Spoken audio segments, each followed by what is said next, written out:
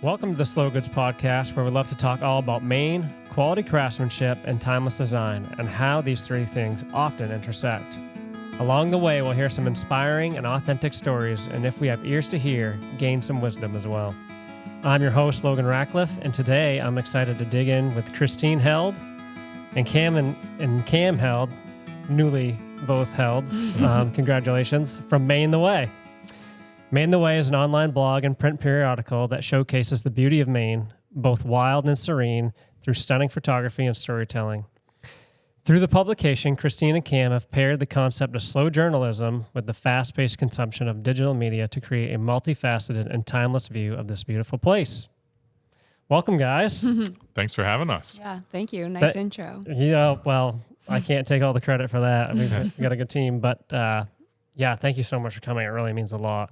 And, I've been a fan of you guys for a long time. And I can remember my wife first showed me your catalog, if that's what you call it. But I was just like, wow, it's kind of blown away. And you guys might have reached out to do something with us. But at the time, we were just super new and young. It was just like, we're just trying to keep up. Yep. Like, we're a small business. We know that well. Yeah, When you're a small team, you're just putting one foot in front of the other. So. Yeah. So, but anyway, So, we did the intro, but would love to just hear a little bit more about, we don't have to go super broad or deep, whatever you guys want to say, just about yourselves and kind of how you ended up where you are, or maybe just start tell maybe a little bit more about Maine the Way. If there's any more left to tell there. Yeah. We could kind of tell the intro story of how we got going with the brand. And Awesome. Yeah. Or maybe a little bit about you, because I feel like your intro to this line of work started quite young. Well, I guess, yeah. So my journey with photography started when I was around 3. Mm-hmm. I watched a program with my family that showcased a National Geographic photographer. Mm-hmm. And I told my parents that night, I was like, I'm going to be a National Geographic photographer. And they were like, okay. Wow. As you do with a young kid, just it's great to have a dream. And the interesting thing was that kind of always stayed my passion. So, got a film camera early on, then a small digital camera, and just followed that passion through school. And as a teen, I was lucky enough to join a National Geographic youth experience that went to Ecuador and the Galapagos. Wow. And worked with a National Geographic photographer there. Mm-hmm. And so that was kind of my path. And that's how I found my way to Maine. I was picking their brain about what they wanted in a photographer. So whether I should be going to art school or... National Geographic's brain? Yep. Okay. Yep. I was kind of asking them, like, what do you look for in a photographer that you're trying to hire? Okay. And they said, get a background in sciences or history or something to inform your photography. Okay. So I ended up here in Maine at Bates College, studying geology and wildlife biology and photography and film, and fell in love with Maine. Cool. And where are you from? Upstate New York originally. Okay. So, it's beautiful up there. Yeah. Similar, I always say it's like similar rolling countryside, forests, farmland, but we don't have the ocean there. So Right. It is beautiful though. Yeah. Yeah. It's we spent a little time there, our family. A couple years ago, we just took some time and just 2 weeks and we looked all over. And then I got a car for my wife and came through and I was just like, man, it's awesome. I just love it up there. Yeah. It's gorgeous. Yeah. How about you, Christine? Okay, yeah. So, I always Try to be like, SOA. Yeah, so I always had a passion for photography. My mom's nickname in our family was the Snapper, and there are probably like 70 photo albums from my childhood until she switched to a digital camera. Wow. So I just loved like documenting things and definitely got that from her, but never wanted to pursue it as a career actually. Until I met Cam, and he had all the nice lenses and fancy equipment that made sort of the barrier to entry to photography easier. I just got a body, a camera body, and used his equipment, and kind of like followed it from there. I actually had the platform Maine the Way. I had started the Instagram account a handful of years before we met, and was just sort of running it as like a curation of photos to showcase the beauty that Maine had to offer. And when we met, Cam actually didn't even have Instagram, so I didn't tell him about Maine the Way for a while because it was sort of like just this side interest of mine. It wasn't Sure. a business. It, didn't have legs at all. But then once we met and started dating and like we're talking about our dreams, the idea of kind of developing this platform that I had created to showcase Maine into something a little deeper just came to us, and we went from Instagram to a print publication in the time when all the other magazines and newspapers were folding, and it just felt like Maine was a place that people appreciated, like slowing down and, kind of getting off that fast pace, fast track or whatever. And yeah, now that was probably 7 years ago that we launched the print, or I don't know, a while ago, but, and it's, we've had many iterations from there, but that's, I guess, the journey to where we are today.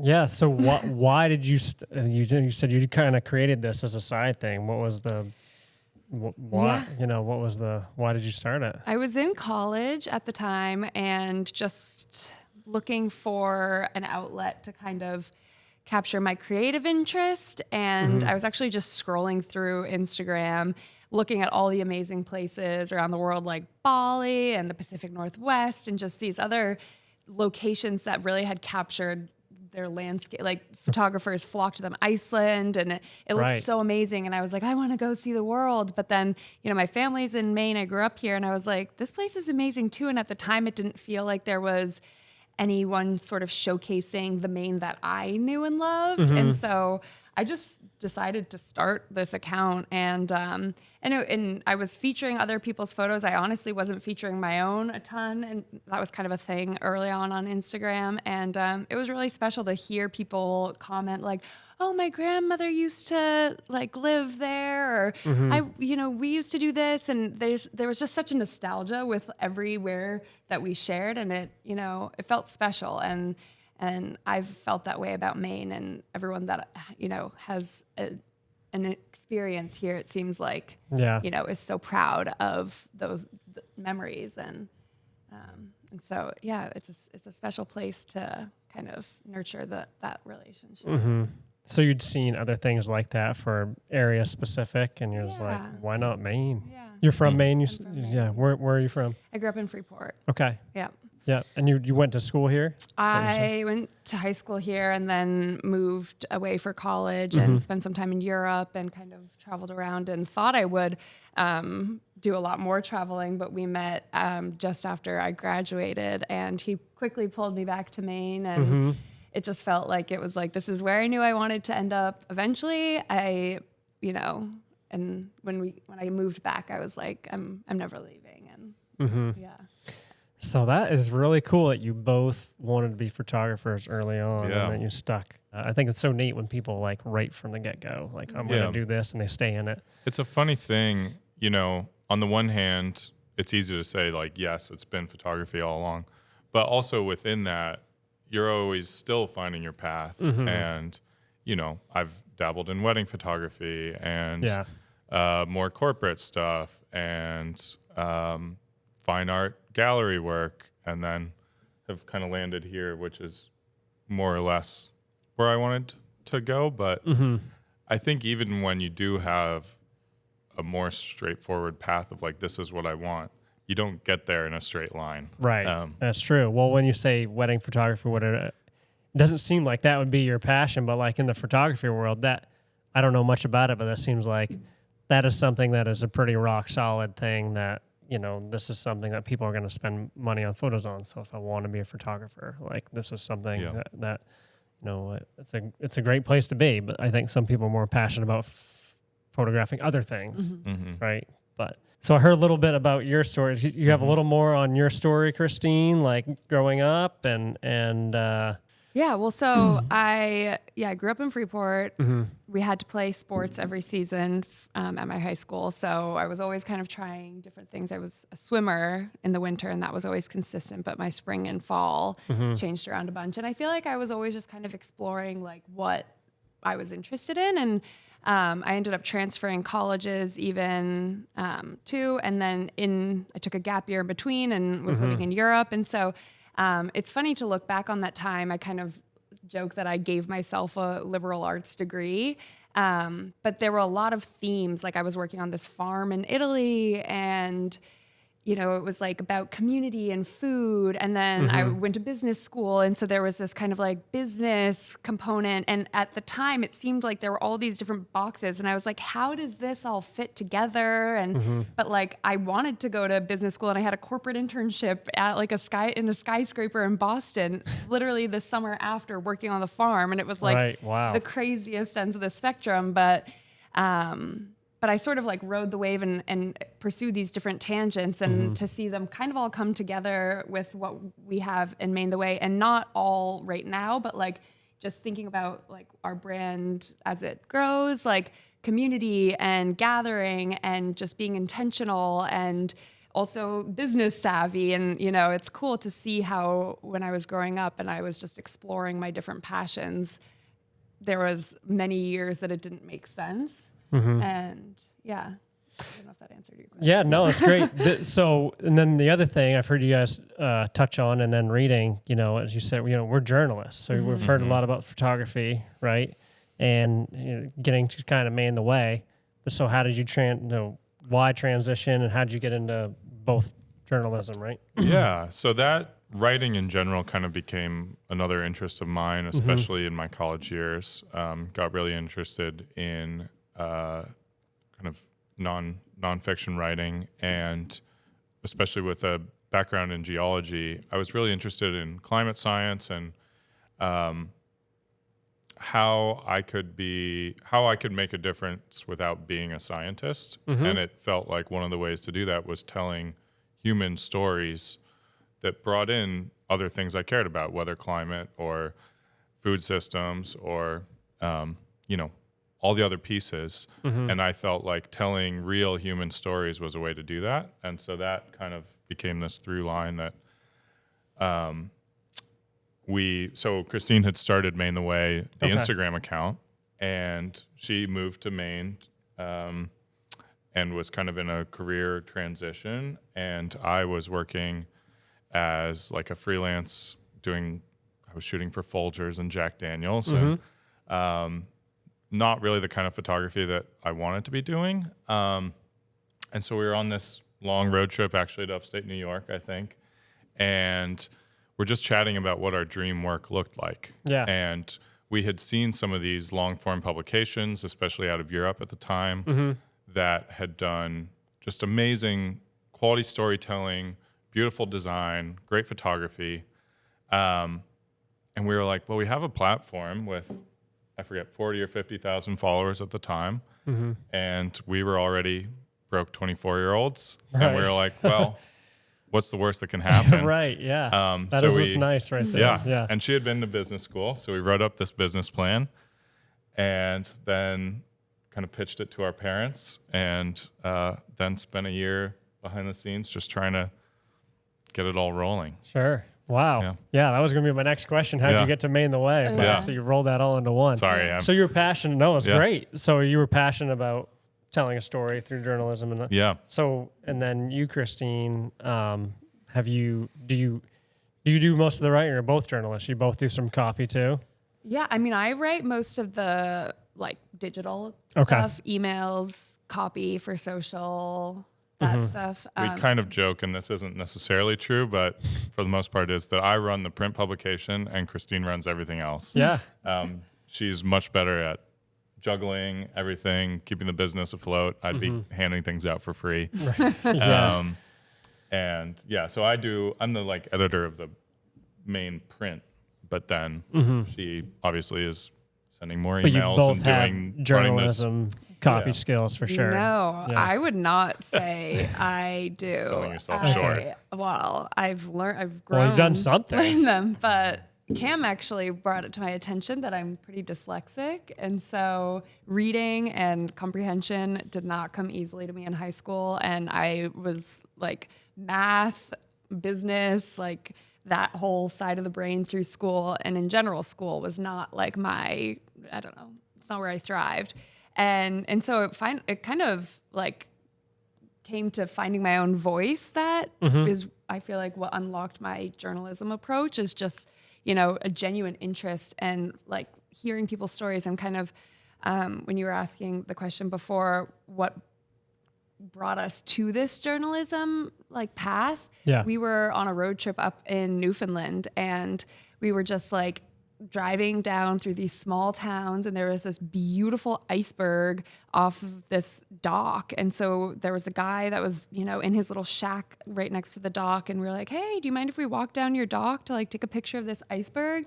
And I was, at the end of the dock, and then Cam was chatting with him, and he was like, do you want to come inside and like see what I'm working on? And we're like, definitely. And he was building these like model boats. He was like a boat builder for his career, and he's now retired. So he's just making models of them.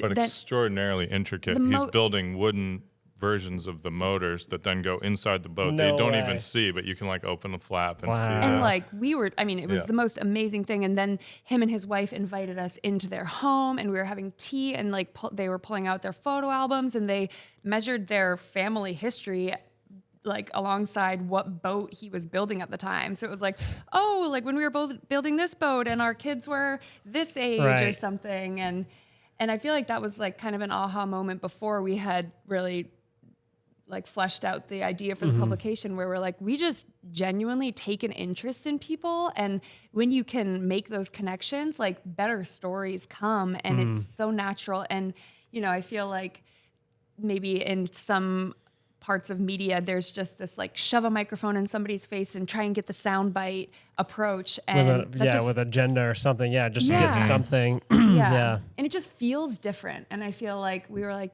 oh, you don't have, like, you can just talk to people and let their story come out. And if you express interest, like, and follow that lead, it can take you to some really cool places. So I feel like that was one of the early things where we were like, oh, this is how we like to interact with the world when we travel and when we're, spending a weekend just exploring. Wow, that's great. Yeah, I'm glad I asked those questions, because like the formulation of Maine the Way is all coming together to me now. So, now you guys have had these road trips, and you said, hey, you contacted your parents like to get this thing going. So what's next? Like, what was the first move? I mean, besides, like we're going to do this and figuring out money and those things, like what's the next move? So the first thing was reaching out to the people that we wanted to have in our first issue. And that was honestly kind of this leap of faith for the people involved, because especially at that phase, like, I'm sure we'll get to this. It's but like you guys at this podcast, right? Yeah. Totally. Yeah. Of course. It's cool. Thank you. We like believed in slow journalism, and I imagine we'll talk a little bit more about that later, but we were asking a lot of people's time, especially early on. I think now we've gotten to a place where we can streamline it. We can show up for 4 hours and get comfortable with someone and tell the story. But for example, in our first issue, the kind of cover story, the thing that we were most excited about was this piece about dog sledding in Western Maine. And so we ended up joining them for, I think, 4 or 5 full days. One full day with them, and then another 4-day trip out dog sledding and camping, winter camping with them. And that was a huge time investment, monetary investment. They were taking us on these sleds that they could have had paying customers come on them. Oh, wow, yeah. And they took a leap of faith with us, and so that was like the next big thing, is kind of pitching ourselves and our idea to folks that we wanted to tell their story and get it out there and have them believe in us to do them justice. Right. So there was kind of a year of working on stories there behind the scenes. And you guys had were you had other like normal jobs at that time still to keep things going? Sort of. You were definitely still doing freelance, and I got a job at Rosemont Market. We lived in the West End of Portland at the time. And that was perfect. I mean, it was nice to get out of the house and meet the community. And also, like, I mean, I love just like working at a shop where there's a bunch of boxes, and your job for the day alongside checking customers out is to put them on the shelves. And it was just very like kind of easy work and then we'd go home and then you get creative. Yeah, and go get at creative It. Yeah, and- that's great. so it was a good balance for me to kind of have like my, that other job that could. So you had to. So the goal was like the first publication. It's like this is the first thing, right? Yeah. So what was that like? We need X amount of stories, or how did that work? So we actually found this designer that was living in Portland, and he had designed other publications in a very similar style to what we were going for. And neat. originally, Cam was thinking that he would do the design for the I had publication. done some print design. Yeah. Okay. But then sat down, we had finished a couple stories, and I sat down to start designing them. And I think I spent a week sitting there and laying things out. And it wasn't perfect, but it was okay. But it took me forever. And then we met with this Danny designer, Cougar, shout Danny. out. Yeah. He really established the visual language that we still use today. And we met with him, and 24 hours later, he was like, well, I have all 160 pages of the publication roughed out for you. They're not finished, but Wow. come take a look at these. So he's and got we were some like, skill. Yeah. that was a real learning moment of like, even if you can do everything, Yeah. sometimes it's way better to have an expert who really knows what they're doing come in, and they're more efficient. And I'm sure yours was much they're better. better. Yeah, but I remember my wife designed a lot of our first like product catalogs Yep. and stuff. And I can't remember. It was, we started having kids. She just was tied up a lot more, and I'm like, oh, I can do that. And it took her a lot of time. I didn't think she wasn't doing anything awesome. I knew it was great, but I just thought I could do it. Just arrogance or what it was, but. I did one, and as I did, I have all these like certain aspects I was trying to get. I'm like, yeah, this is great, and I printed that thing. I was like, this is the worst thing anybody's ever made. Yeah. I was like, this is not my thing, and I spent a lot of time. I was like, I don't need to do another one to figure that out. Yep. Yeah. And I was just, no, it is. People, everybody's gifted in different ways. But It's definitely valuable to know what you can and can't/shouldn't do for your business. Yeah. And yeah, so you got the design, Yeah, and then we launched it on 160 Kickstarter. pages. Yeah. How many stories is that? I think that first one was a couple more stories. If I recall, it was 12 maybe. And we've pared that down. We're still 160 pages. Okay. But now we're often running slightly longer ones. And I think the most recent issue is like 9 stories. So like deeper. But, Yeah. Wow, 12 stories. Yeah. So and you would spend 4 or 5 days with most of these people at the start. Yeah, A lot it of was them. a big labor of love. So we launched on Kickstarter, which was amazing to have the following on Instagram to kind of Yeah. take our business to the next level, which is so amazing that that's even a possibility. Right. And it was really cool to kind of, crowdfund our dream. Mm-hmm. And then Well, then it came out. yeah. Right. So it Yeah. came out before the holidays, and it was like, it was crazy. It was awesome. The goal, we launched that one fall, 2017? 2017, And then October or November of 2017, Yeah. that came out. And then 2018, we were planning on doing issue 2, 3, and 4. And on January 3rd, we got in a really bad car accident. Mm-hmm. And so that really stopped us in our tracks. And it was quite devastating because Cam had a pretty serious brain injury. And the next edition of the publication was resting on your shoulders and brain. And, especially even with insurance, they're like, oh, what's your salary? And we're like, nothing. Right. Yeah, we were So- hit by a stolen car.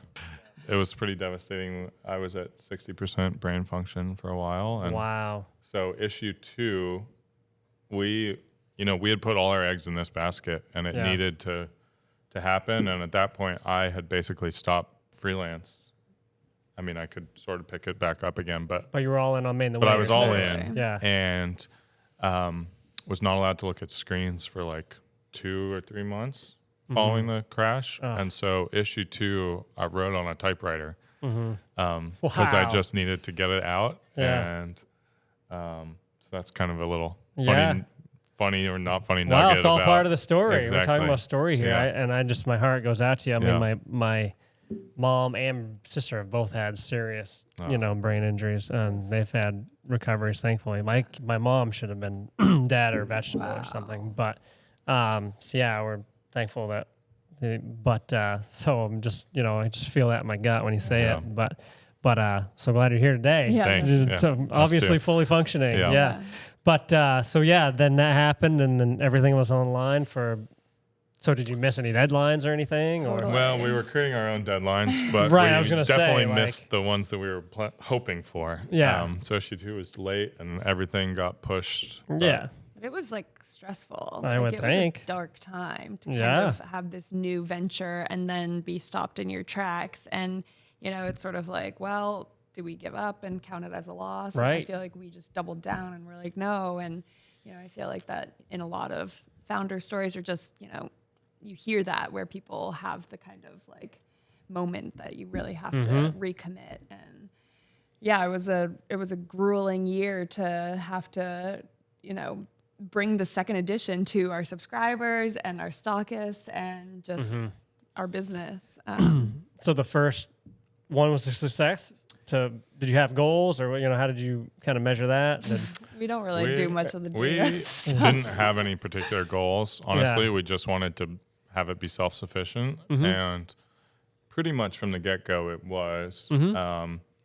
That's a win. And yeah. As an yeah. entrepreneur goes. And so yeah. we just wanted to see kind of steady growth. And one of the things we've realized over the years is like Maine in particular is very seasonal. And so early summer is a great time to release an issue. Pre-holidays is a great time to release an issue. Nobody's here in February. Right. So we've just learned to like tailor our schedule and build things around what works. But yeah, I would say I guess it was a success in some sense from the Do they get-go. go outside of Maine much? Yeah. Okay. Far. Yeah. Like all states, maybe 20 countries, I Yeah. think we're shipping Okay. to right wow, now. that's exciting. Yeah. So Lots of Canadians. so is it less seasonal now, or does it still the same? So when we started, it was a very ambitious goal. We were trying to do it quarterly, so 4 issues a year, and we've now dropped to just 1 a year, which is much more sustainable. So now it's kind of a pre-holiday release Okay. every year, and that allows me to help with all the other projects that we have going on in the brand now. Because Right. I was always behind on the next issue perpetually and could never catch up and could never help you with any other project in the business. So that's been really helpful that now we can think outside of just the print publication. Yeah, you but went- still have Sure. that to. You went from quarterly down 1 a year now, so I'm sure you're somewhere in between at times as you can. Yep. So what are those new things you're working on then? me. I Oh mean, boy. you don't have to go de- like super Yeah. futuristic. I can at the end, Yeah, I yeah. can be like, hey, Yeah. what's new? But yeah, what has it transformed into so far? Well, the digital side of the business is definitely, has grown a lot. Which means what? So, Instagram is kind of the backbone of our brand, Sure. but I don't know, that platform is is kind of a, thankless job at sometimes. So we launched a YouTube channel about a year ago and just have been really loving that style of content. It feels like, we adventure around the state and get, amazing opportunities to do really cool things. And it's fun to just take people along and kind of share what goes into it and how things don't work out because, before, even on Instagram stories where you could share more of this, adventure, it felt like you still kind of had to tighten your story. And now on the YouTube, we can just like take people along for all the different components of the adventure. So that's definitely fun. And I feel like we have a bunch of ideas for growth on, with new series and stuff there. But we're just trying to like slowly build that. So it's again, because we've learned like having it be sustainable for us is paramount or else we'll burn out and then, Sure. not deliver quality products. I think in general, one of the major changes since the early days that kind of happened during the pandemic is that initially we were 100% behind the lens. People often didn't even know who we were. Okay. And then during the pandemic, out of necessity, we started putting ourselves in the frame of like, here's how you can travel around Maine in a safe way, early Right. on of like, here's an outdoor brewery you can go to or whatever. And for lack of a better term, like we started doing more influencing, which is something we had really avoided early on. But that's become, whether on YouTube or Instagram, but that's become a piece of this. The social side is like us in front of the camera, showing Maine explorations, showing spots in Maine, Maine stories. And it's been interesting, kind of that shift of moving from strictly a journalist behind the lens, behind the pen, to being more in it, which I don't think is necessarily natural to our personalities, but it's part of what we do. So. Yeah, it's a tough line we always toe, and how much we want our family involved. Yeah. You know, it's just like, if you feel like you could just blow up an Instagram if we showed, building our house or whatever else, like other people do, and more power to them if they want to do that. Awesome. But like, it's just, and it's just not, we don't do that. We don't do that. Yeah. We do some, sometimes we get little shots of the girls or something, but It's good to have boundaries. yeah, I think, and also we don't, I don't know. I don't have anything against anybody, whatever they're doing with theirs, but it is. All I'm saying, I get the challenge and the change if we were to, whenever we do more of that, it does feel nice and it's authentic and it's great, and not just posting product all the time. Yeah. We definitely don't want to do that. Yeah. But even if it's just like photo shoot shots, maybe just when I look at it, I'm just like, I like it when we just have our own shots too. Yeah. So that's nice. So as you guys have been talking, I've just been thinking, like, and you probably already have this all worked out, but like when you did that dog sled thing, like, yeah, you get these super cool in-depth stories for the catalog, but like if you just have a video camera while you're doing that the whole time too, after the catalog comes out, then you've got the in-depth YouTube series. Man, that sounds awesome. Yeah. Because you can definitely do both at the same time, I would think.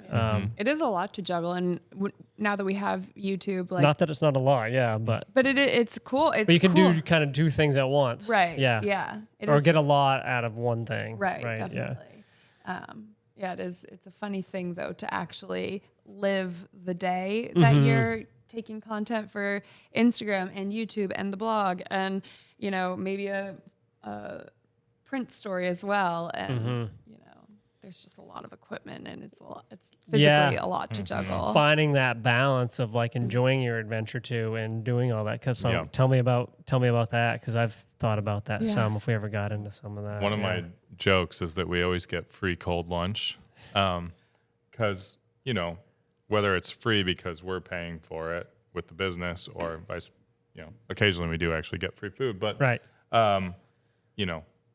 it'll be 10, 15 minutes of getting a photo from every angle. Now that we're adding video into that, it's a different experience. And I still crave the adventures on the weekends that are just for the two of us. They fill a different role. And I'm very lucky that we get to do that for work. But I think we do have a good a balance and a good boundary around it. Our weekends we really try and keep for ourselves. And even with clients, sometimes it's hard when, like, especially this summer, the weather was very unforgiving, and we would maybe have to do a photo shoot on Saturday, but for the most part, like, we're lucky to go for a hike and get a beer after and pizza for work, but like we do it on a Tuesday because that's our job, and then we go hiking with friends on Saturday. And so I feel like we're good about sort of having boundaries of what's for work and what's not, and then it makes it easy, like especially our day trip series, we try and do like one adventure a month, and we kind of have different series, or whether it's photo shoots for brands or something. Like, I think we try and have a like clear, agreed upon sort of, this is a work trip, and then our non-work trips are, we don't even bring cameras, and I still like taking pictures on my phone and stuff, but I think it's been healthy for us to know, like, okay, like once a month we have the day trip, or have those kind of set things so that it doesn't just bleed into that's nice everything that you do. Yeah, those are good boundaries. And this is a work trip. We're going on an adventure and we can enjoy it, but like, we're gonna have cameras on everything all the time. Yeah, that's all there is to it. And sometimes, like, for example, this spring we did a trip with our families, and we were staying in this beautiful hotel, and one picture, I could take one picture of the room or the dinner or the hotel and use it in a post later, and it doesn't feel like it's like consuming our whole weekend with our family. But for the most part, I feel like if it's a work trip, then it's a work trip, and then if we're hanging with friends, we'll take pictures for ourselves, but not for. Yeah. Right. Now, and you said clients. So who are your clients or your customers? Yeah. I mean, people buy the publications, obviously. Yeah. But who else? I would kind of say our business falls into like a couple categories now. So we have the print wing of it, which is still going strong. And the print is the publication. Is the main publication, and then I can mention it now, I guess. Yeah. We haven't done an official launch on this yet, but one of the things that we're thinking we're going to be moving into soon, and the first one will be coming out this fall, in about a month, is a guidebook series all about Maine. Oh, that's exciting. Yeah, very exciting. Yeah. Freshly, Yeah. announced. Thanks for doing it on our podcast. Oh. Yeah. You'll have to So- share this. Yeah. No, This is great. You we'll guys know are good the storytellers. people who are emailing asking for Yeah. it. We're here listening in this podcast. Sure, yeah. But yeah, so that's one part of it, and then we do some work with brands. We So do that's some a work with guidebook to Maine in general. So we're going to kind of have different themes. Okay. So looking at Maine through different lenses. Oh, So Yeah, so we didn't want it to be. We've been thinking about this for a while, but we didn't want like the Maine Lonely Planet style guidebook of like, here, this restaurant's a 5-star, Right. whatever. So how do you do that in a different way that's true to what we are, which is storytelling, design, nice photos. Yeah. And so what we kind of landed on is for a category. So say this first guidebook is an outdoor recreation guidebook. So we're telling the story of one hunting and fishing lodge. And so there's a several thousand word little story about the experience of going there and fishing, hunting. But then what I really am excited about with it is something that's hard to do in the main publication when you're telling these super long form stories are all the little side things that come in. So for example, we were having a guide lunch on the side of the river. And they made us guide coffee where you break an egg into the coffee grounds. And when you boil the water, put that in. And when the egg totally congeals, the coffee's done and no grounds come into your coffee. So telling those like a little recipe story, a small piece about the history of fishing canoes in Maine, and all those things. And then at the end of that section, be like, here are a selection of great, Sources. guides and places that you can go create your own experience. But we don't want to blow up one spot or be like, here's the best. Yeah. I see that happening all the time in Maine is that we have kind of a lot of these small, really cool spots have a limited bandwidth and they get blown up by the New York Times or whatever. And then they want to close their doors because they're so overwhelmed. And so thinking about tourism, that's like, how do we do it well? Yeah, that's a good question. And to not, if you'd say not ruin the special spot, but it becomes so much that it's not as special for everybody because it's packed with people. Yeah, that's always a fine line. But I just love everything you guys are talking about. It's like a lot of things we're trying to do. Just going back though, sorry.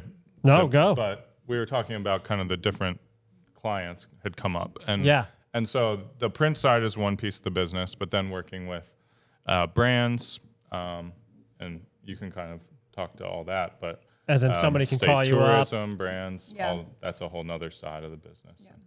Yeah, we've been working with the Office of Tourism, which has been a dream partner because it's, their goal is to share Maine and get people around. So, it's fun because kind of what we were saying about like, we like to show a lot of what Maine has to offer. And, some of our friends like don't hike or camp, but like, so, maybe not everyone's going to do everything that we share, but it's, they can kind of be like, oh, like you can still go to Baxter and stay in this cool place. And even if you're not hiking Katahdin, like here are other things to do. Or people are like, oh my gosh, I didn't know that you could rent a cabin in the winter and skin up Katahdin and ski down. And so it's fun to kind of like just have different touch points for people to interact with. Yeah.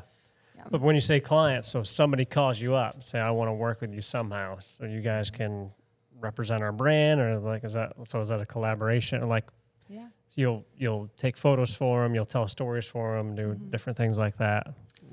A lot of it's behind the scenes where we'll create content for them that they'll be able to share on their own. Sometimes we work with brands where we're, showcasing it or promoting it on our platforms if it's something we believe in. Right. So they basically just like what you're doing. They call you up and say, hey, I want to work with you guys somehow. Yeah.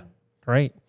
Awesome. I haven't had to look at my notes at all. This has been just fantastic. I just love what you guys are doing. It's a lot of what we're trying to do in like a different way, obviously, a much different way. But so, yeah, let's talk about, we talked about it a little bit earlier. You mentioned it. We get back into it. So let's do it. The slow journalism. What does that mean to you? Tell me about slow journalism. So I think like Christine was saying with the, meeting that older gentleman in Newfoundland, like what we really believed in is that when you walk into a space with no preconceptions and are friendly, people will open up in a way that they won't when you walk in with here's what I'm looking to get out of this experience. And so I think a huge part of slow journalism is leaving enough time on the books to be able to go in, figure out what the story is, and then not extract that, but be a participant in hearing that. I think so often journalism is thought of as like, you come in, you get the story, and you leave and you tell it.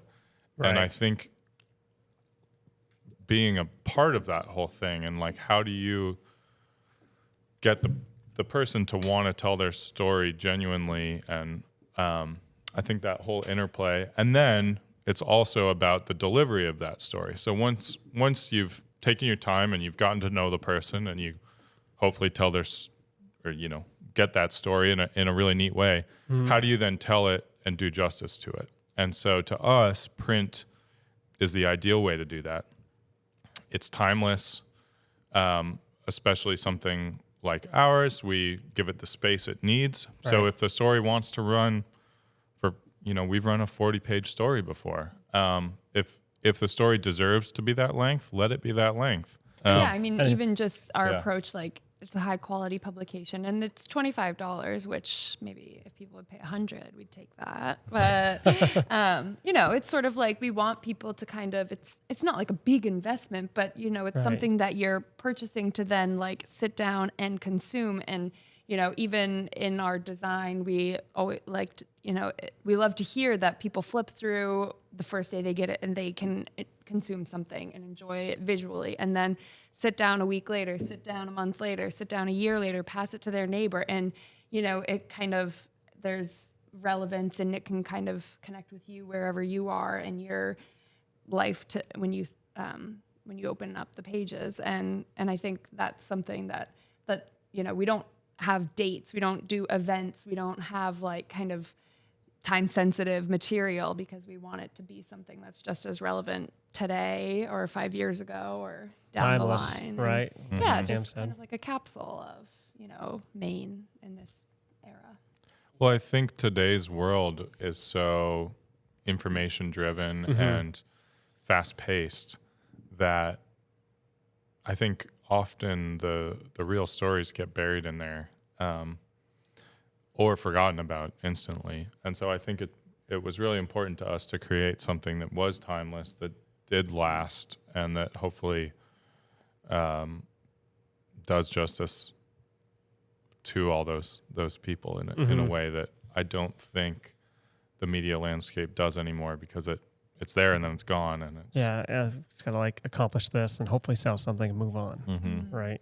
Yeah, it is. It's rushed.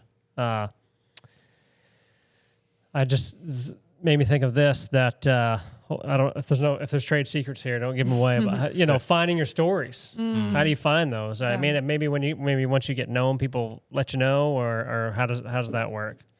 I feel like I'm an open book. Cam probably wishes I would not reveal it. It's not that this is crazy trade secrets, but I think that always just has been like,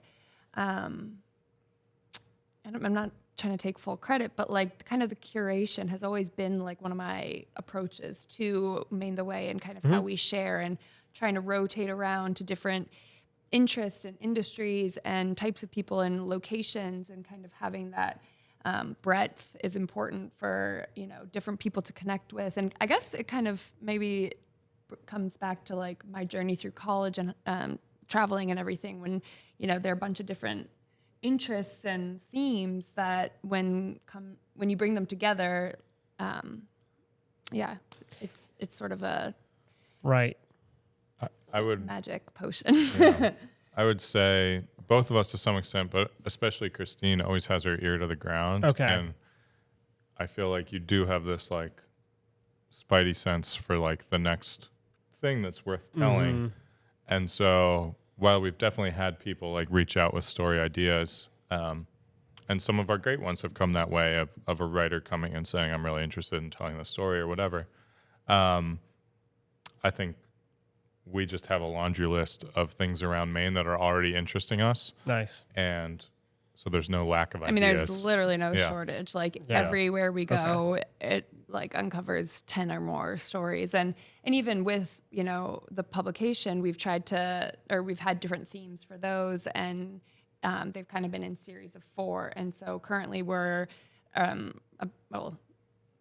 the time this is out, issue 12, East will be out. And that's part of the Coordinates series, where we started with South, West, North, and now East. And so it's fun to kind of have parameters to work within, where we're like, okay, we're like focusing on East. That doesn't mean that it has to be from like this town over, but it's sort of like, okay, we have an artist, we have an adventure story. Like it'd be cool to have some history. Is there some cool history thing? And I feel like we're always kind of trying to fill in the gaps to have it balanced. And sometimes it ends up being a like, really long story about an adventure or a history or cultural thing. And it's just one quick little profile about food or other, the scale changes, but I think it's fun to kind of try and, round out the picture when we pull it together, and always circle around to different themes.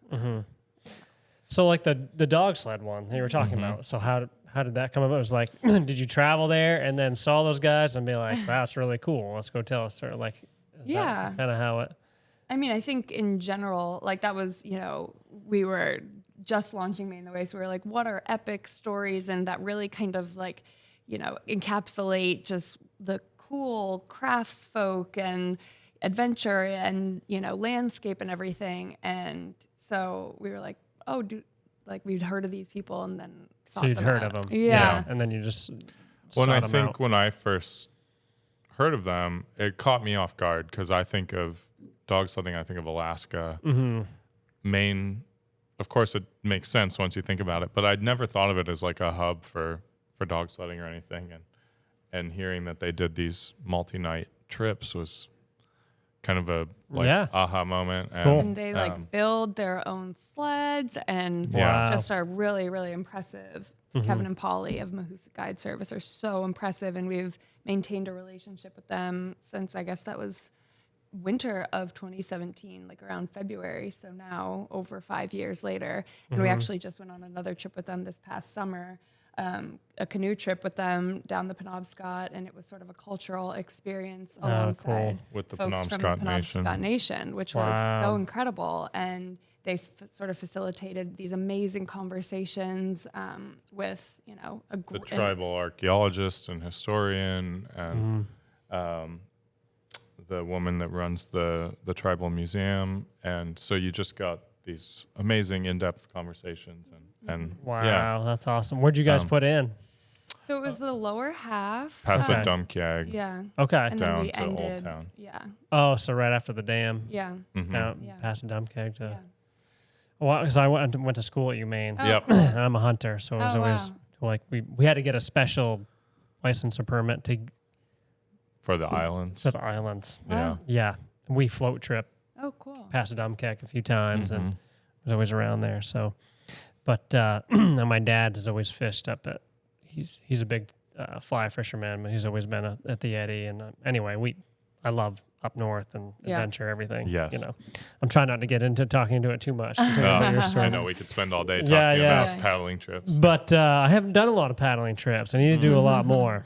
One question we had thought of was, you know, you guys are bridging, you have this, I totally agree, like the timelessness of print, and like, I don't want it to fade away. I want it to be like stronger again, but also like live in the reality of the digital world. Right. And that's where people are, and, you know, showing people good things there. And also, like we have to be in business too, right? Like you got to meet people where they are. So National Geographic announced this year that they're going to forego print publications in 2024. What are your thoughts? Not surprised. Yeah. I mean, I think it's tragic. Of all institutions, I would love to see them continue on, even if it's not profitable. But I know from our own business that margins have gotten a lot tighter since we started the business. Print costs have gone up significantly, and society's appetite to pay for print has not kept pace with that. Okay. And so I think you have to get creative with it. My personal take, and I don't know, you can give yours as well, but like when we started Maine the Way, we felt that print was no longer a necessity. I think we all grew up in a world where print was a part of everyday life, and now you don't need it. And so my personal belief or hope, I guess, is that just like how LP vinyl records have come back, but you don't need to listen to music that way. But it's also a really enjoyable, tactile, fun experience with friends in the evening to put a record on. I think that's what print will be. It'll be this kind of one-off specialty thing that you're willing to pay extra for, that fills a different role than waking up in the morning and looking at your iPad and reading a National Geographic article. Now, how do companies still stay in business? I don't know. And we're still always trying to figure that out. And I think that's part of what this guidebook series will be, of like, how do we stay true to our roots, but create something that has a different price point and requires a different time input. Because I'll put thousands of hours into each print publication. And that's tough to ever get your money back out of. So it's something we give a lot of thought to, because we care so deeply about print, and it is dying, and we don't want it to. Right. So I don't know if you have more to add on this, but I mean, I could take it in a different direction, but take whatever direction you want. I don't know. I mean, if you like ask Chat GPT what the most profitable, like nobody, I think that's not why we're in these industries. It's sort of about the craft and about doing what you love, and kind of what we were saying earlier about, always knowing in some capacity that we'd be photographers. Like, we live in Maine and we do what we love, and that's, for me, a dream come true. Like, I think, just creating a business that we're passionate about and sustains us is why we do it, not to buy private planes or something. Yeah, I mean, but like business-wise, I'm just thinking too, like, I don't know about National Geographic, I'm sure they've thought this over, but like, or like with your publication, if that was gone, like that's what you became known for, and that's what they became known for. Like, yes, now we're so used to having all these metrics. Like, what if all of a sudden that disappears? They don't have metrics for that. Like, okay, like maybe even if people aren't buying it as much, it's just like National Geographic's gone. Like, what is that? What are you guys now? I don't know. Maybe it's all video. I've probably looked into it, but I think there's, as far as a brand goes, I mean, like this podcast right now, we're not making money on this podcast. Like, we just believe in it. Now, can we do it forever? It does take a lot of resources without any, it all depends, I guess. As the owner, I guess it's on me, but we would have to look at it. It was just like, hey, this is just taking a ridiculous amount of time. We don't think there's anything that is being helpful for the man. I might just still say, well, I like talking about it. That's what I want to do. So, Totally.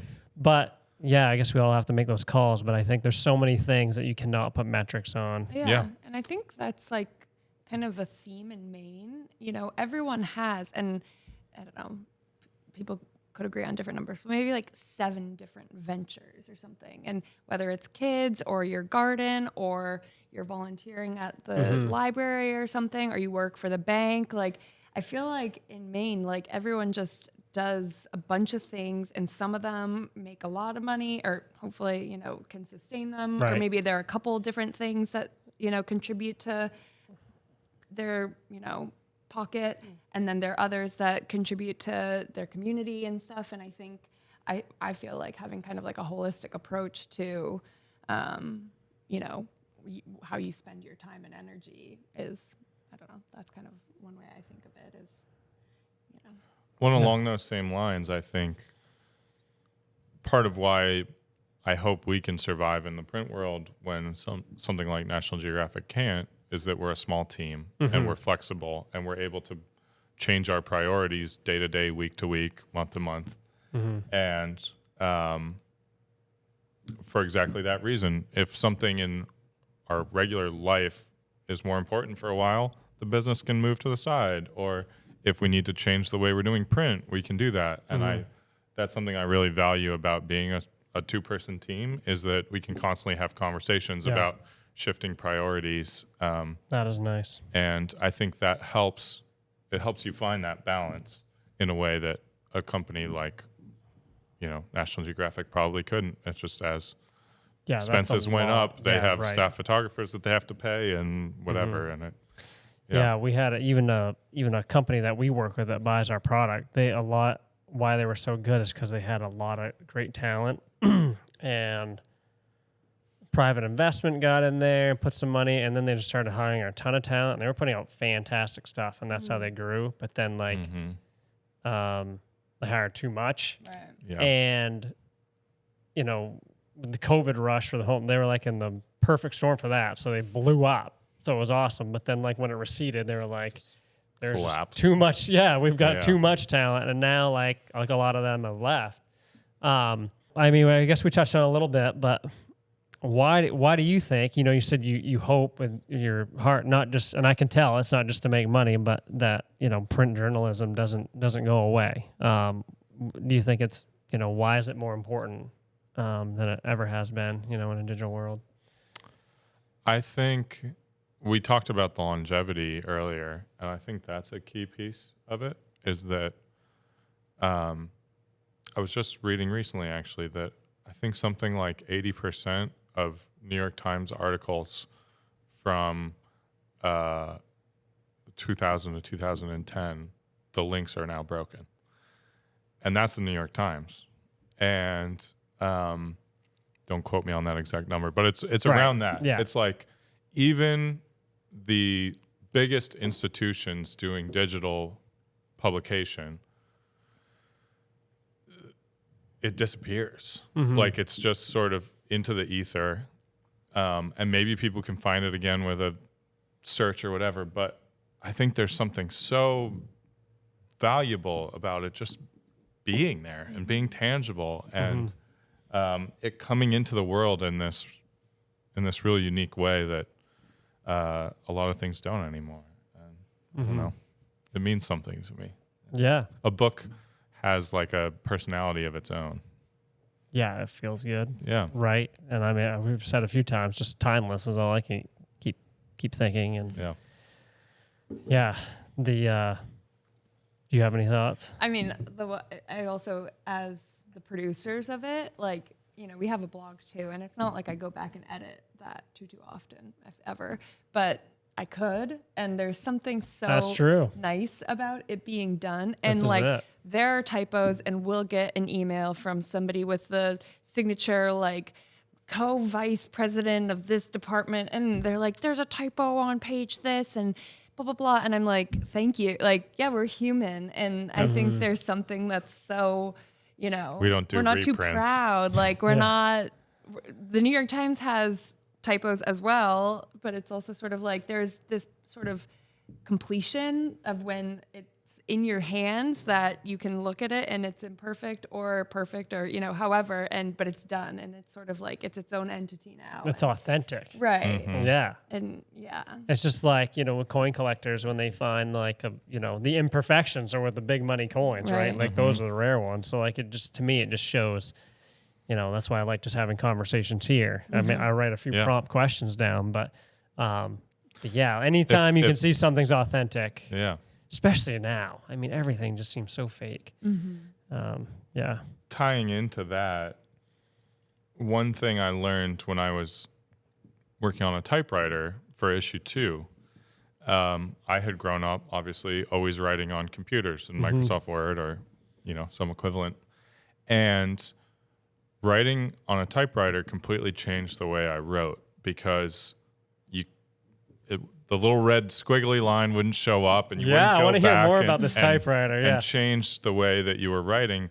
And I realized that when I was writing digitally, I was constantly editing as I went.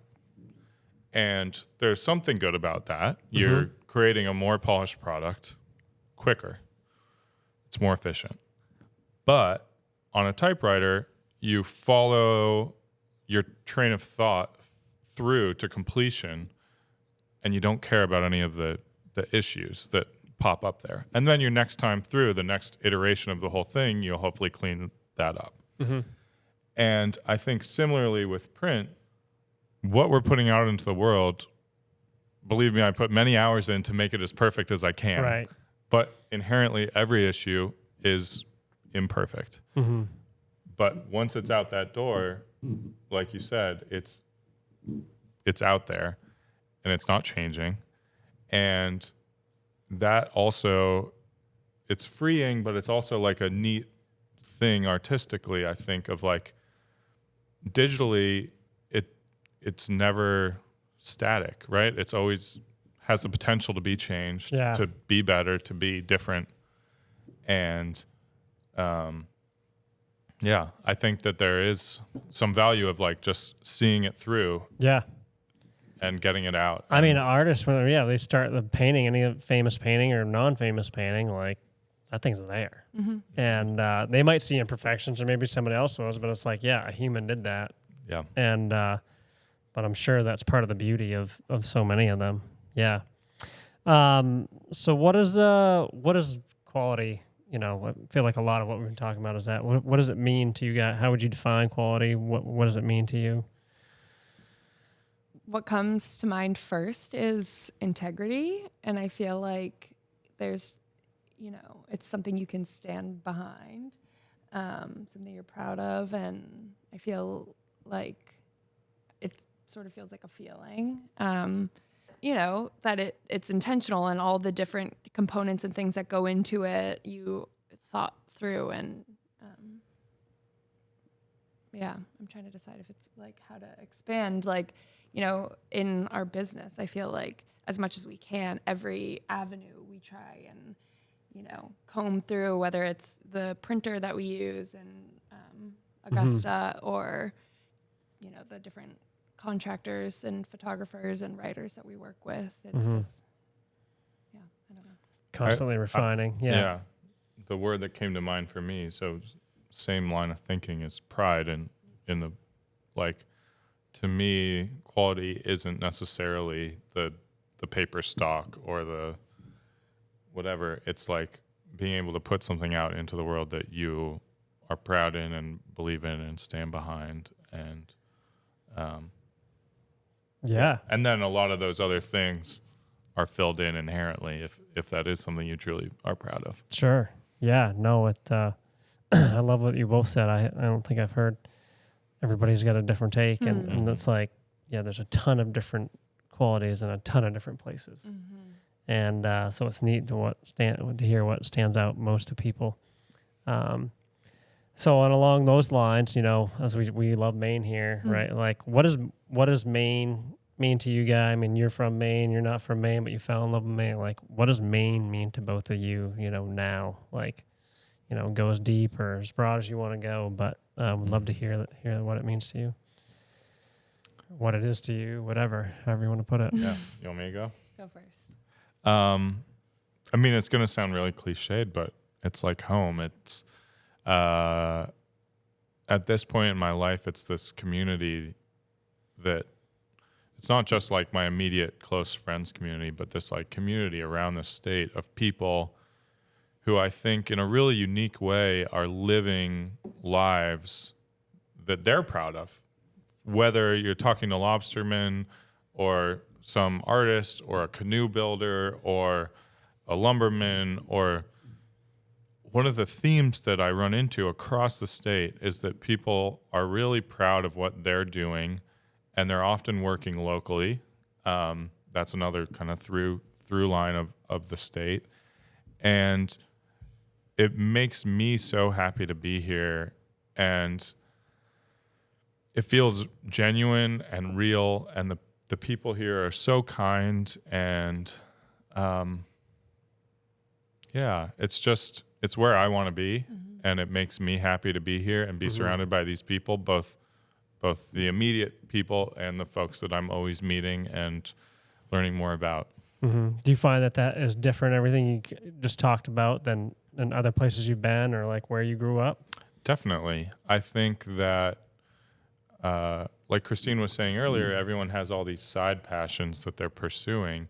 And I don't think that's the case in a lot of places. I think the 9-to-5 grind, this is what we're doing, wears people down to where they can barely have passions outside of work. Mm-hmm. And I have not put my finger on exactly how Maine's avoided that, and I hope that doesn't change. But I think that if I was to go around in a lot of other places in the U.S. or the U.S., I'll keep it to the U.S., I think that a lot of people would not have as many passions outside of work. This is just a silly anecdote, but my new thing, if I'm at a event or a dinner party and I have to be making small talk with someone I don't know, I don't ask them what they do. Yeah. I ask them what they enjoy doing. Mm-hmm.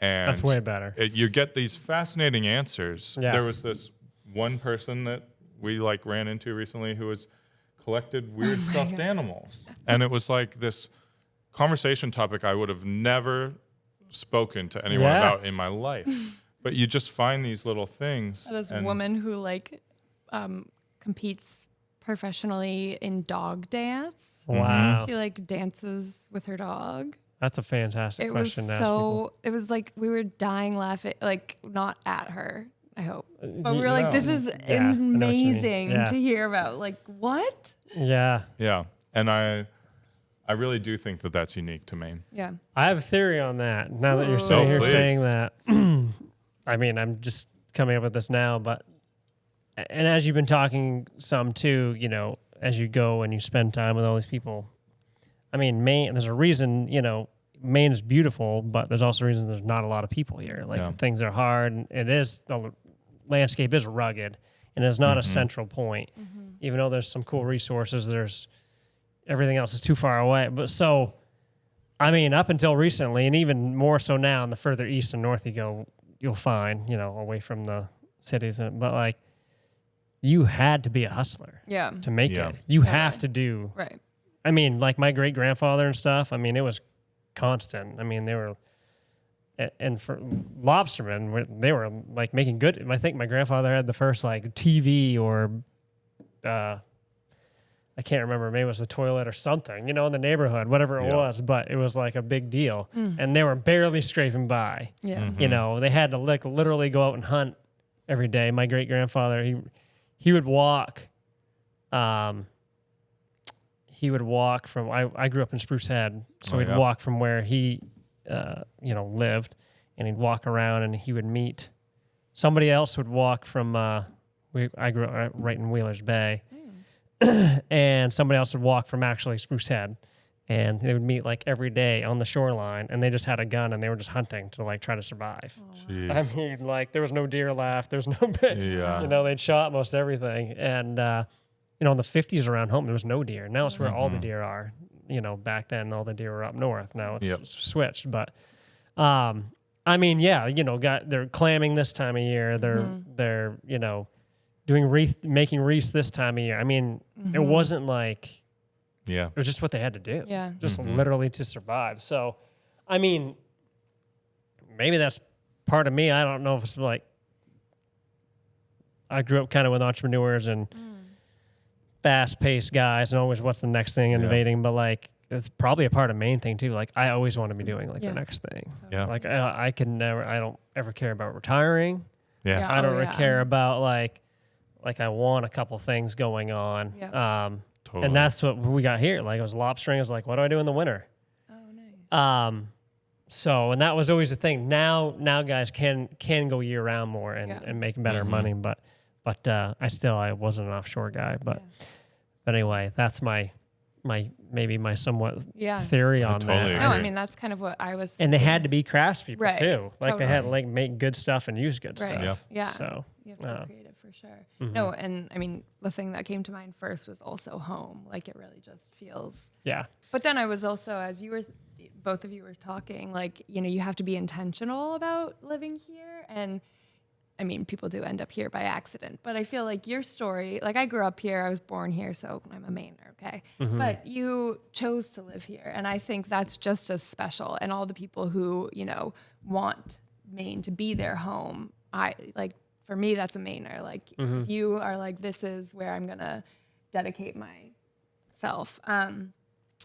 And I think it's special because, like when I moved back after college, I feel like my life took off in a personal sense where it was, I was living in Boston for the year before, and it just felt like it was very much like work and then happy hour and then weekend warrior things with friends. But here you can kind of just like live your life every day how you want to and actually do the things that, and I think, so many of our friends are living their dreams, and they're all different when, whether it's a restaurant or a shop or a baker or something, like, people bring their dreams to life and then people support them and are excited about, going to their friend's wine bar and telling their friends to go to their friend's wine bar. And I feel like it's just sort of like rising tide floats all ships. And it's sort of like when people are pursuing their passion, it's palpable and people are excited about it and share. And then it's sort of,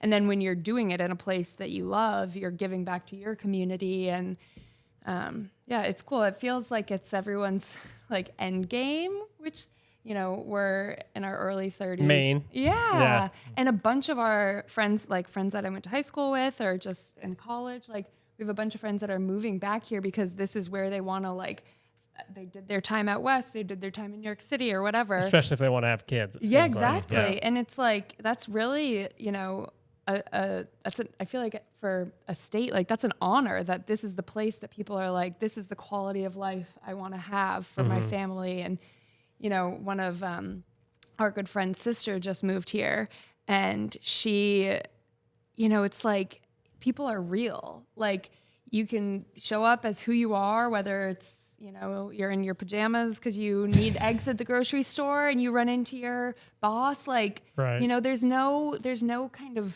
judgment. It feels like, I don't know. Anyways, I'm rambling. It's great. Rambles are fantastic. That's what it's all about. It's authentic. Yeah. I love it. I love it here. Yeah. I agree. And it's also, kind of what I was just saying about like people moving here. It's nice to live in a place that people want to live. Because I feel like, I hate saying goodbyes and I hate when people move. So I'm always like, I can't imagine living in a place where like all your like people just come and go. And it's nice that, our friends are buying houses too. And it's sort of like you can see your future and, invest in these relationships because they're committed as well. And definitely. And to take it full circle, I mean, that's why we do what we do. We are telling Maine stories because we're inspired by them every single day, and we love them, and we love being here. And so it does feel so good to like have our work be genuine to the way we feel about this place. And we're never, while work can be really hard, obviously like a lot of jobs are, but especially working for yourself, it's like at the end of the day, if you can just be like, this is this is why we're doing it. Like, this is what we love. This is what makes this place home, and that's what we want to share with people. So. Yeah, as I was listening to you guys, that I was just thinking, like, growing out of Manor, like, whatever. I grew up here in Maine, right on the coast. I grew up lobstering. And, I mean, when you're local, like, they can actually, you take things for granted, like, complain, I remember July's being, like, literally fog. Yep. We grew up on the ocean, which was amazing, and now I'm like realizing how awesome all this stuff was, but I just grew up in it. I didn't even know anything different, and so when people move here and they appreciate, maybe they have more appreciation, but if you ask a Mainer who lives, it's gonna be different everywhere they go, but what their love and what they're proud of is gonna be totally different than, I think, maybe not totally different. I mean, you can't help but it's just a funny aspect I'm learning as I've grown up and then moved away from the coast, not too far from the coast, but I don't live on the water anymore. And, being on a lobster boat all the time or whatever it is. The other thing I was thinking as you guys were talking about, like, I'm just driving anywhere. Like, for the most part, as long as I'm not in a city or a town. And even then, it's not a town, but like a city, if there's a lot of traffic. But not that there's many cities in Maine. Yeah. But, just, that's nice. You're driving to work or wherever you're doing. It's just enjoyable. So beautiful. Yeah. And, we're definitely blessed for that. But so this has been great. What did we miss? You guys have anything? And you already gave some cool stuff. Is there anything new or anything you want to talk about, share with anybody? Or, of course, you can use this. This will be for you guys to share with everybody too. If there's anything else, unless we missed anything. Oh, I love it. We're just figuring it out as we go. And, great. I think we feel lucky that we started the business when we were young and had few responsibilities, but it's cool to kind of what we've been saying throughout, like just build it into something that we want to be doing and sustains us. And so it, we shared a few little sneak peeks of what's to come, and we have a million ideas in the pipeline, but it's exciting. It feels, it's sort of like this is what we want to be doing. And we feel lucky that we so far can. Yeah, that's great. I'm thankful that you guys have created something so that you're unique. And as you were saying, like, how do you stay, going, like, just quality and being creative, like you said, I personally believe. And I have one question I'd like to ask everybody. So think of, like, both of you think of, like, your favorite item. Maybe you use it every day. Maybe it's just once in a while. Could be at work. Could be at home. Like, an item in your life, that you just love. And tell me why. And, what about it is your kind of favorite thing? Or okay, I'm going to say this sweater. Okay. I feel like it really encapsulates life here in Maine because I just always... it's a wool sweater, and so it's warm in the winter, but I love, and I'm wearing it over a dress right now, just love in the summer when things get kind of chilly and you can just wrap it around, and I feel like it's, I like it. It's a blue sweater, but it feels like it really, not that I'm trying to be fashionista, but in Maine, it's like when things are practical and functional and timeless, it just feels like a great thing. Okay, I'm totally going to regret that. So maybe you go and then we cut what I just said. I think it was good. But you can keep thinking. Great. Oh, boy. Yeah. I mean, mine is maybe easily guessed if you know me, but... wait, let me guess. Your watch? No? Oh. That's a bad one. But, all right.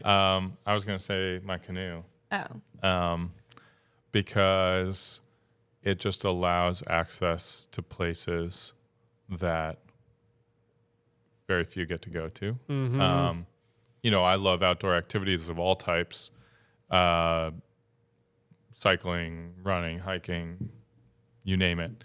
But I think paddling in particular, during the pandemic, we would just pop the canoe onto the car and look at the gazetteer and find some random bridge over a body of water that we'd never paddled on before, park the car, throw the canoe in, and go explore. And I think, unlike, having to follow a trail or anything else, like, if the water is your access, you can go anywhere. And I just really value that. And I think especially here in Maine, we have so many amazing bodies of water, rivers, lakes, streams that you can explore, and the canoe is the tool that gives us access to all of that. Something like the canoe. I mean, you love the Yeah. canoe, but it's like the things you get to do with the canoe. Okay, I'm switching mine to the gazetteer. Ooh. You can cut the sweater one. But Okay. I feel, obviously it's print and physical, so it aligns with our brand values. But I feel like people underestimate like splaying the gazetteer and just my gosh. looking for like there are campsites listed, trails listed, like so many of the places that we go. Sure, it's trial and error, and we've had plenty of misses, but some of the gems you're like, wow, like there's a campsite on this island in the middle of a lake where the put-ins here, like all the information's there. And, we don't tag our location that much anymore just to kind of like, because I think finding those spots for yourself is just as special as, that's a big part of the journey. And, and I feel like, we now have a wealth of knowledge and we have our favorite spots that we go to time and time again. But so often if we're just like we both have one in our car, and if we're just, on an adventure, we reference that for places to go and things to see. And alongside print, just never want to lose the sort of art of looking at the map. And even if it's like finding a scenic route, like, oh, this road like follows the coast along the peninsula, and sure, Google Maps is going to take you on Route 1 across it, but like... Yeah. Instead of searching for something specific, you end up finding more interesting things by looking at it generally. I'm really trying to not put stuff in the GPS. And I use it too. Like my Google Maps account is filled with like restaurants and waterfalls and all that stuff. And cross-referencing, sure, but I think the art of just being like, especially during the pandemic, we were on water, whether in a canoe or kayak, for basically 30 weeks straight because there was nothing else to do, and we could socially distance with friends down the river or something, and we would just be like, okay, here's a bridge over this stream, and like we could put in there and that's go. awesome. It's like my favorite people with the items you just gave. I always get worried that the Gazette's going to disappear with everything going digital. I love that thing. Yeah. Oh my gosh. No, I doubt it ever will. I hope not. But it survived DeLorme going to Garmin. That's true. So I think that's probably a good sign for its future. Yeah, definitely. I mean, that's kind of my last question usually, but like, tell me about your favorite place that you guys have just thrown in. You don't have to say exactly where it is, but it describe kind of the journey you've just thrown in the canoe and gone for it. Like, what one is there one that stands out? There's a lake in western Maine that we love exploring. There's a campsite that we go to that takes probably about an hour on dirt roads in from the closest road, and I'm not going to tell you what lake this is. I love it. But we're often alone there, and great moose sightings and brook trout, and just it's a special silence. place. Yeah. And that would probably be it for me. Yeah. I'll probably go the kayak route. Yeah. I mean, the Maine coast, we do an island camping trip every year up the coast. And I mean, there's the Maine Island Trail Association, which we'll always plug because they do amazing work for access to Maine's coastline. And similarly with their book, we'll just pick different sites and we have our favorite islands that we go back to and stuff. But yeah, I feel like we're really trying to encourage people to make their own adventure. Yeah. So, but I'm an island ocean girl and you're the lakes guy. I'm a freshwater guy. So.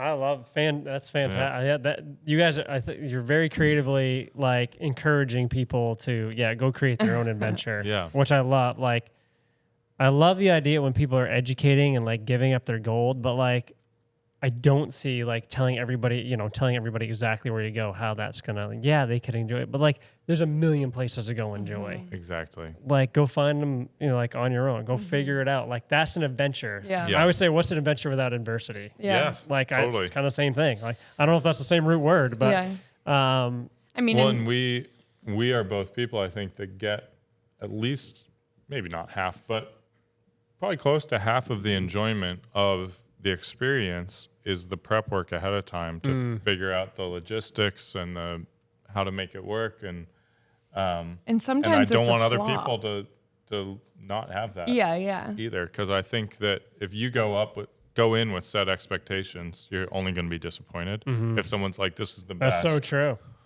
Oh my goodness. this is the way to see Maine in 10 days, do it.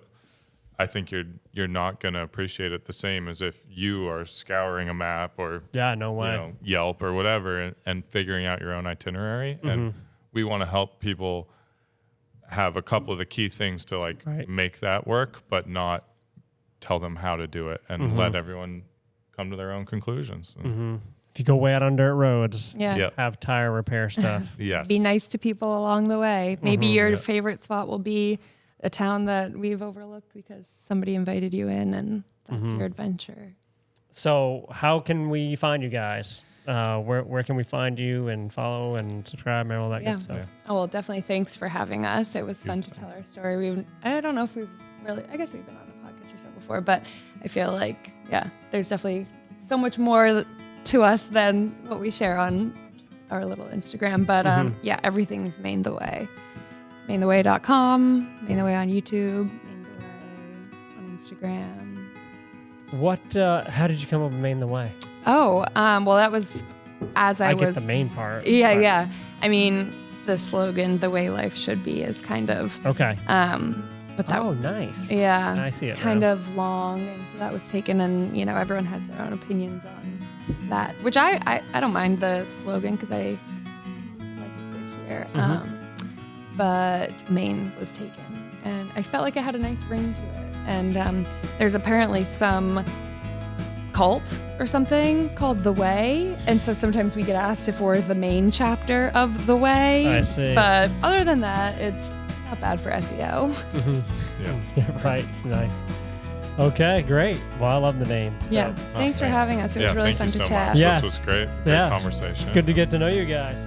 Thank you for listening to this episode. If you like what we are doing here at Slow Goods and want to see us grow, please support us by sharing it with someone who may also enjoy it. We would also really appreciate your support by subscribing, following, liking, wherever you can find us on any of the platforms, whether it be anywhere you listen to a podcast or YouTube or Instagram or something like that. We'd love to hear from you, what you really liked, how can we improve, who you want us to interview, and we would just really appreciate any of that support and advice and encouragement. So thank you very much.